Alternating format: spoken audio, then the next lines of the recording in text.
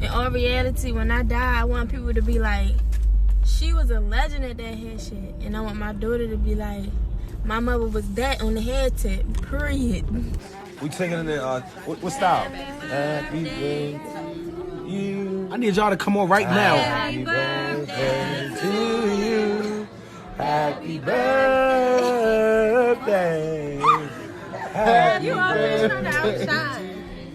Happy birthday. Happy birthday to my sister Destiny. Yes, bitch. Happy birthday. Come on, brother, kill her one time for the one time. You. It's. What if we told you that being too successful, too young could get you killed? What if we told you that in America today, making legitimate money and achieving your dreams before your peers could literally sign your death warrant? You'd probably think that's impossible. You'd probably say that's not how the world works. That good things happen to good people, that hard work pays off, that success is something to celebrate, not fear. Well, we're about to tell you a story that will shatter every one of those beliefs. We're scared for our life and business.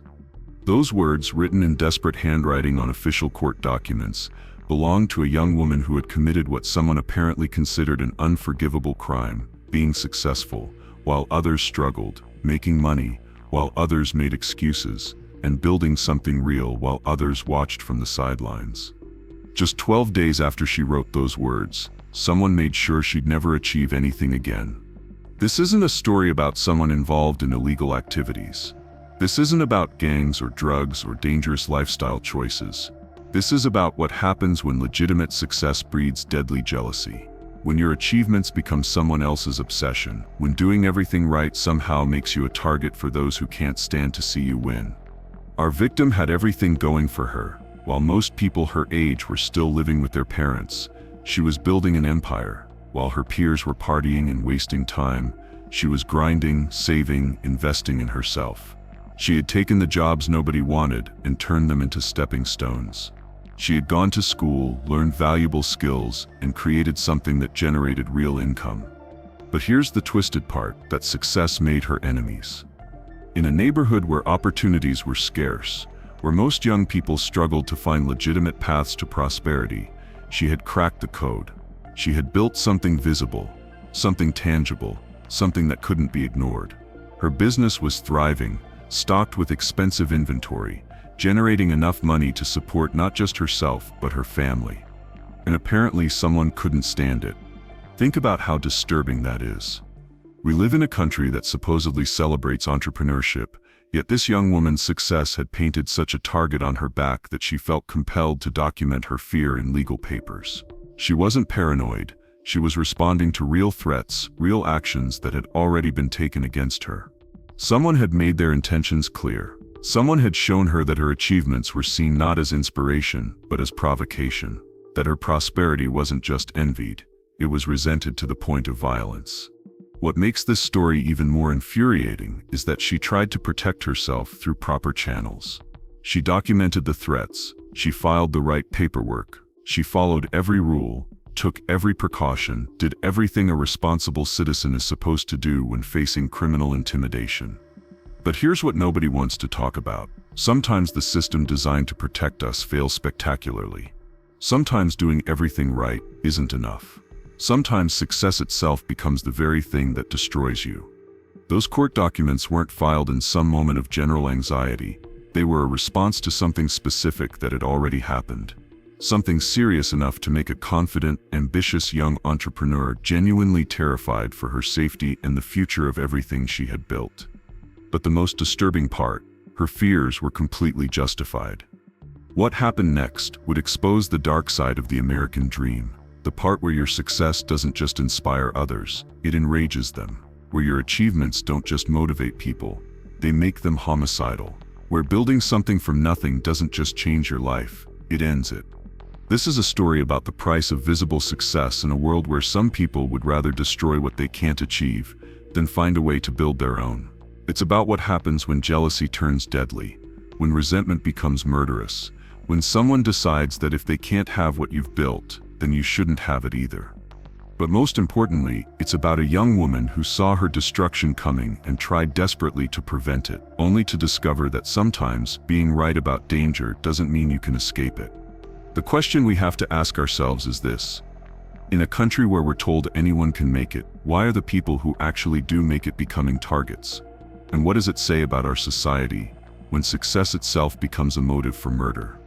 We want to hear your thoughts on this. Have you ever seen someone become a target because of their success? Are you watching from somewhere where achievement can be dangerous? Drop your theories in the comments and let us know where you're tuning in from.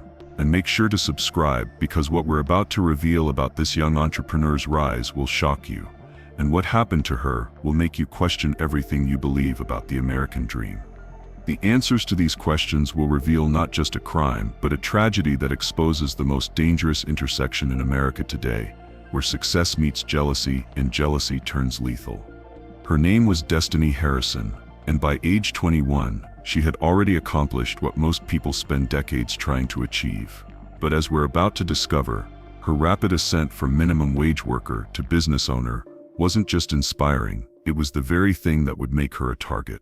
Let's talk about what Destiny had actually built, because understanding her success is crucial to understanding why someone wanted to destroy it. Madam D Beauty Bar wasn't just any salon, located at 241 N Milton Avenue in Southeast Baltimore. This wasn't some small-time operation run out of someone's basement. This was a legitimate, fully equipped beauty establishment that Destiny had built from the ground up. We're talking about professional-grade styling chairs, high-end hair washing stations, mirrors with perfect lighting, and most importantly, an inventory worth thousands of dollars. The hair bundles alone represented a significant investment. For those who don't know the beauty industry, quality hair extensions and bundles can cost anywhere from $100 to $500 each, and a successful salon needs to keep dozens in stock. Destiny's salon was stocked with premium merchandise, the kind that attracted clients willing to pay top dollar for quality service. But here's what made Destiny's success so visible, and so potentially dangerous. She wasn't hiding her prosperity. Her salon was professionally branded, well-maintained, and clearly thriving. In a neighborhood where economic opportunities were limited, Madam D Beauty Bar stood out like a beacon of success. And success, especially when it's visible and achieved by someone so young, has a way of attracting the wrong kind of attention. Destiny's educational foundation was rock solid. She was a graduate of Merganthaler Vocational Technical High School's cosmetology program, a rigorous training ground that teaches not just hairstyling, but the business fundamentals needed to run a salon. But Destiny didn't stop there. While managing her business, she was simultaneously pursuing higher education at Bowie State University, majoring in business administration with a minor in fashion design.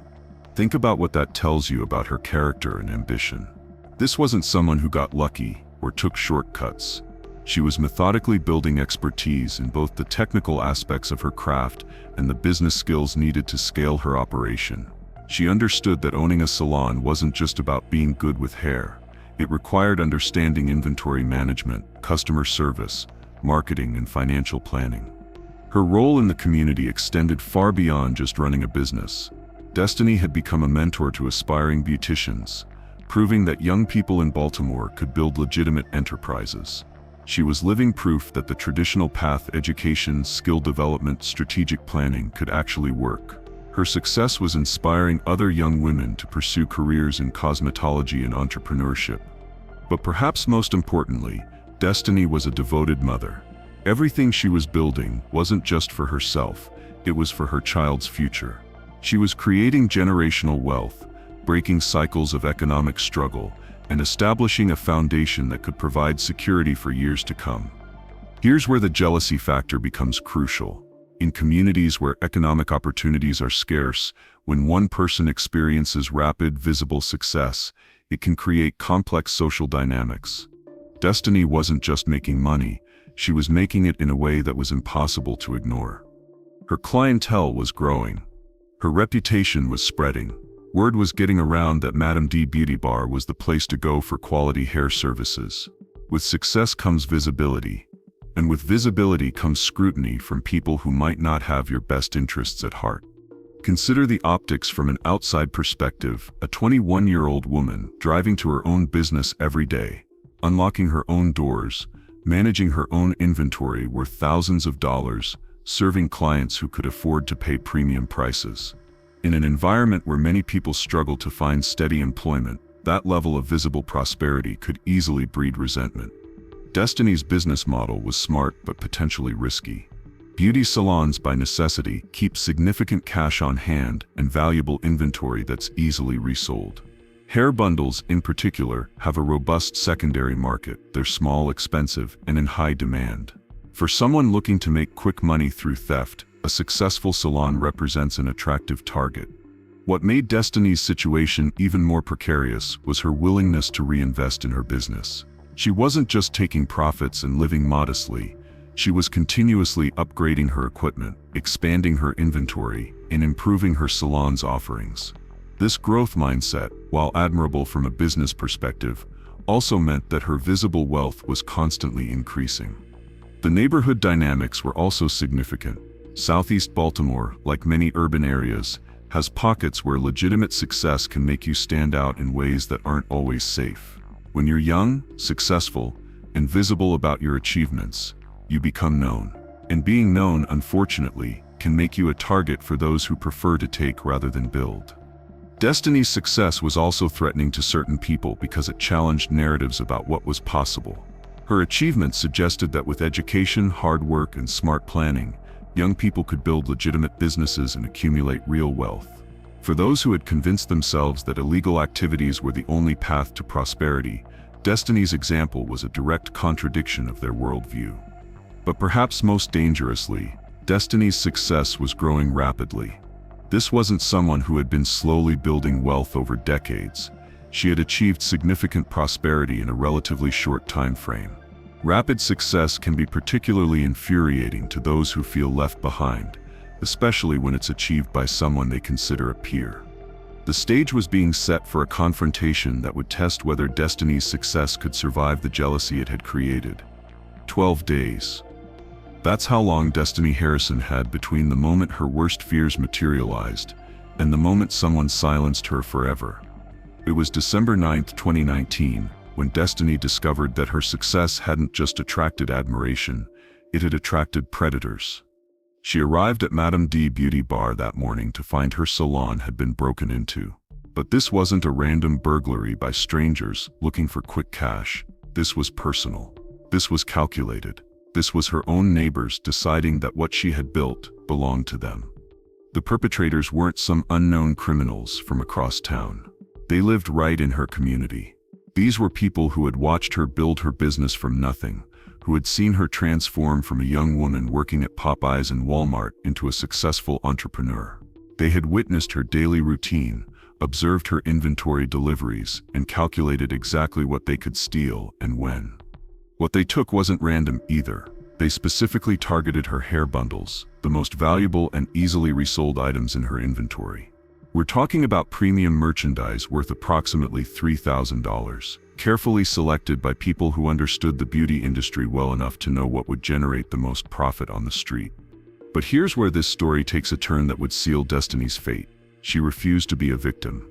When Destiny confronted the thieves about her stolen merchandise, these weren't people who showed remorse or tried to make excuses. Instead, they became violent.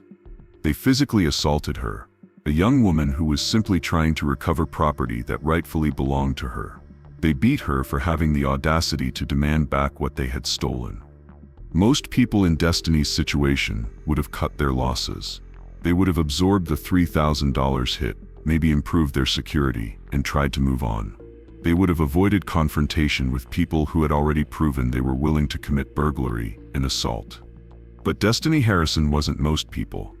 She made a decision that would prove to be both admirable and fatal. She decided to press charges. This wasn't just about the money, though $3,000 was a significant loss for a young business owner. This was about principle. This was about refusing to let criminals determine how she ran her business. This was about standing up to people who thought they could take whatever they wanted from someone who had worked for everything she had. So Destiny went to the authorities. She filed police reports. She provided evidence. She identified her attackers. She initiated the legal process that would hold them accountable for both the theft and the assault. And that's when those haunting words were written, "We're scared for our life and business." The court documents reveal the terrifying reality of what Destiny was facing. She wasn't just dealing with petty criminals who had made a desperate decision. She was dealing with people with violent histories. She explicitly stated in her legal filings that she was aware of at least one suspect's previous violent behavior, which gave her every reason to believe that pressing charges could escalate the situation dangerously.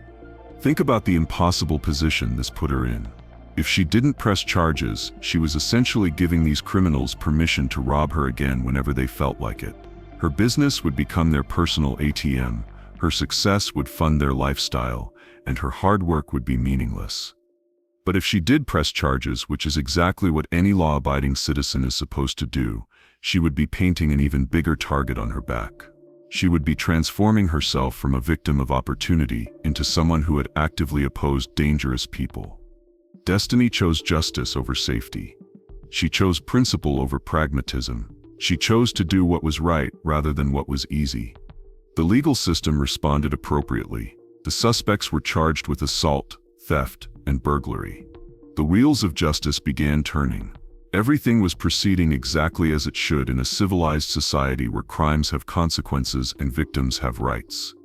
But here's what the legal system couldn't protect her from: retaliation.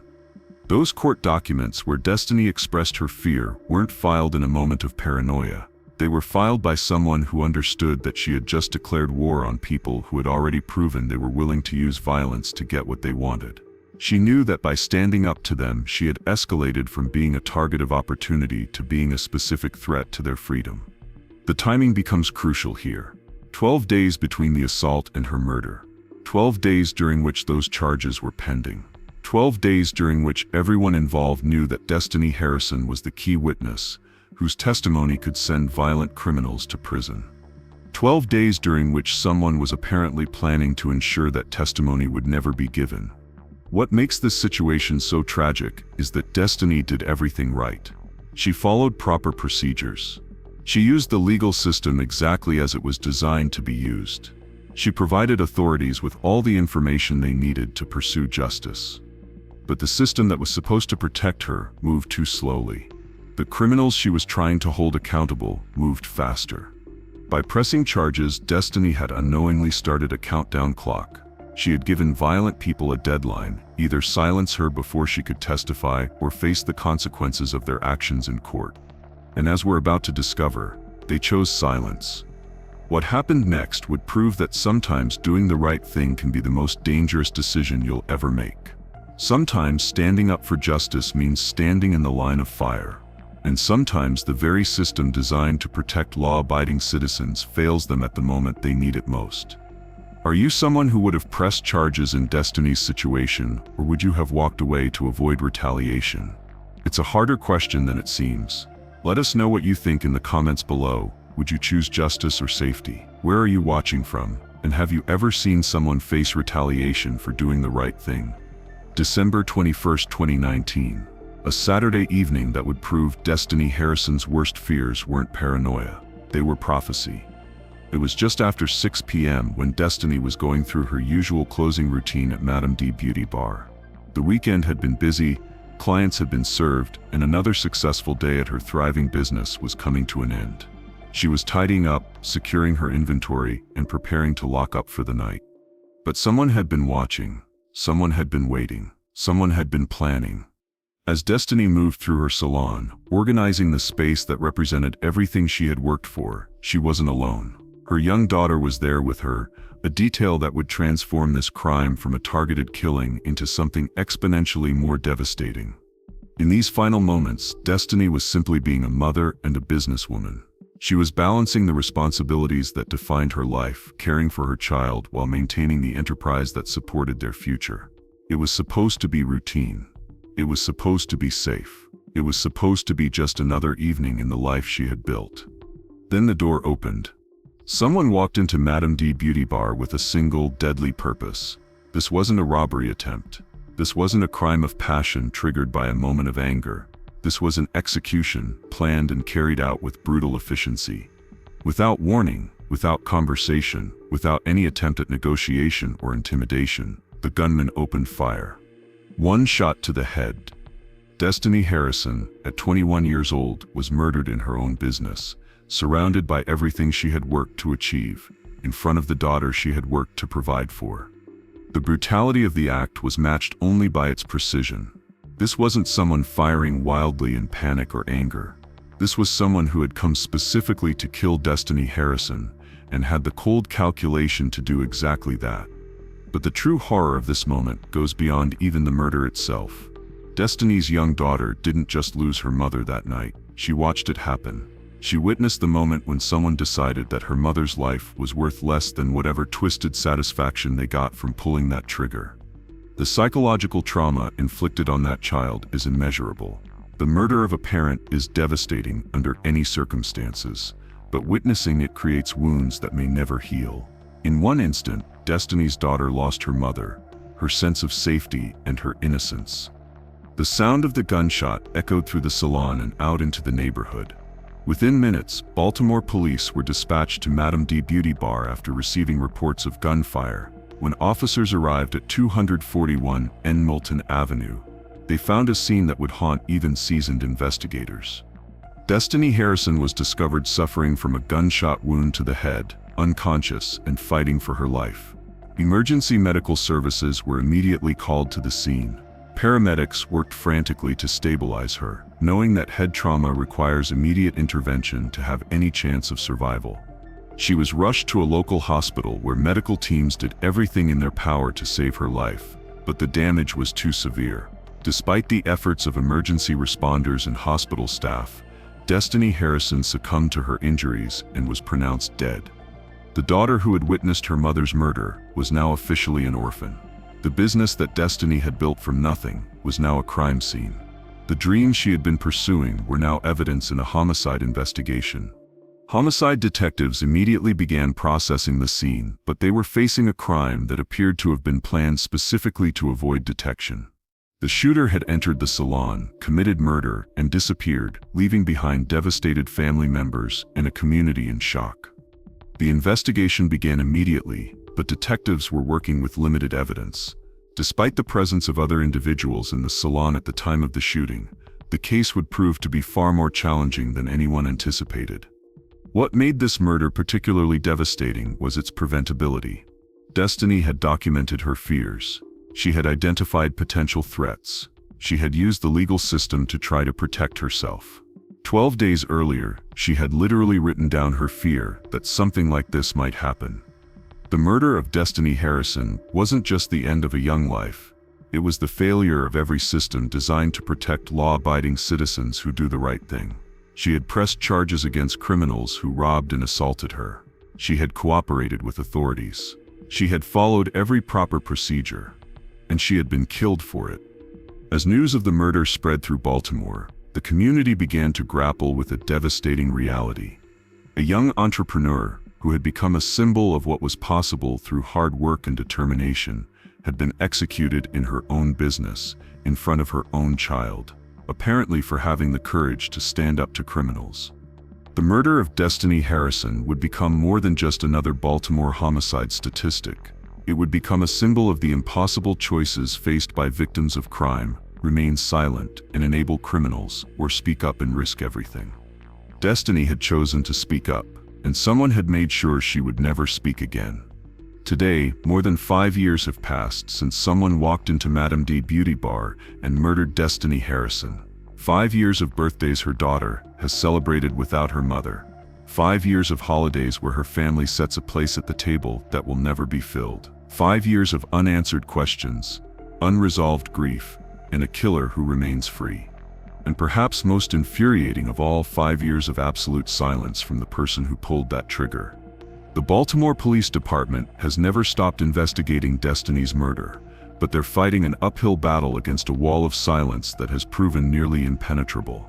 Despite the presence of other people in the salon when the shooting occurred, despite the obvious motive established by the robbery and assault just 12 days earlier, despite having clear suspects from the original charges Destiny had filed, the case remains stubbornly unsolved. The challenges facing investigators reveal the harsh realities of urban crime solving. Witnesses who might have seen something refuse to come forward. People who might have heard something choose to stay quiet. The code of silence that protects criminals has proven stronger than the desire for justice for a young mother who was simply trying to build a better life. In desperation, Baltimore police have offered a $4,000 reward for information leading to an arrest and charges in Destiny's case. That reward money sits unclaimed, a testament to either the fear that grips potential witnesses or the sad reality that some communities have lost faith in the justice system's ability to protect those who speak up. Destiny's mother, Raquel Harrison Jones, has become the voice of a family trapped in limbo. She has made countless public appeals, her words carrying the weight of a mother's grief and a grandmother's determination to see justice served. But her pleas echo in a void of silence, answered only by the sound of her own heartbreak. The investigation has reached out repeatedly to anyone who was inside the Salon that December evening, anyone who might have witnessed the shooting, anyone who possesses even the smallest piece of information that could break the case open. But the response has been devastating in its absence. This silence represents more than just a lack of cooperation. It represents a community held hostage by fear. When people won't speak up about the murder of someone like Destiny Harrison, someone who represented hope and possibility, it sends a message that nobody is safe from retaliation. It tells other potential entrepreneurs, other young people with dreams, that success might not just be dangerous, it might be deadly. But even in the face of this ongoing injustice, Destiny's legacy refuses to be silenced. The most powerful response to her murder has come in the form of education and opportunity. Baltimore City Council members Zeke Cohen and Shannon Sneed, recognizing that the best way to honor Destiny's memory was to continue her work of empowering others, established the Destiny's Dream Scholarship. This scholarship program does exactly what Destiny would have wanted. It removes barriers for young people trying to build legitimate careers in the beauty industry. Each year, 5 students from Mergantler Vocational Technical High School's cosmetology program, Destiny's own alma mater, receive $1,000 to help cover the costs of uniforms, board certifications, and the beauty kits essential for their education. The scholarship represents more than just financial assistance. It's a direct challenge to the violence that claimed Destiny's life. By supporting young entrepreneurs in the same field where Destiny thrived, the program declares that her dreams will not die with her. It ensures that other young people will have the opportunity to build the kind of success that someone tried to destroy. Local barbers and beauticians have rallied around this initiative, understanding that Destiny's murder was an attack on their entire community. Their support has transformed a tragedy into a movement, creating what organizers call a Healing City initiative, designed to break the cycle of trauma and violence that has claimed too many lives in Baltimore. The scholarship has become part of something larger, a recognition that the best response to violence isn't more violence, but more opportunity. That the best way to honor victims isn't just to seek revenge, but to ensure that their dreams live on in others. Destiny's story has also been preserved through a documentary that shares her life and the mystery of her unsolved murder with a wider audience. The film ensures that she is remembered not just as a victim, but as the ambitious young woman who proved that success was possible even in difficult circumstances. But perhaps the most important legacy Destiny has left behind is the question her case forces us to confront: what kind of society allows someone like her to be murdered for achieving the American dream? Her case represents hundreds of similar stories across the country, young people who build something legitimate, who follow the rules, who do everything right, only to discover that success can be a death sentence in communities where violence is easier than achievement. 5 years later, Destiny Harrison's killer walks free while her daughter grows up without a mother. 5 years later, criminals know they can commit murder in broad daylight and face no consequences if the community stays silent. 5 years later, other young entrepreneurs look at Destiny's case and wonder if their own success might make them targets. What's your take on cases that remain unsolved for years? Do you think communities stay silent out of fear, or is there something else at play? Drop your thoughts in the comments. Let us know where you're watching from, and if this story moved you, make sure to like and subscribe, because stories like Destiny's need to be told, remembered, and never forgotten. The silence surrounding Destiny Harrison's murder isn't just about one unsolved case. It's about a system that has failed to protect the very people it should celebrate most.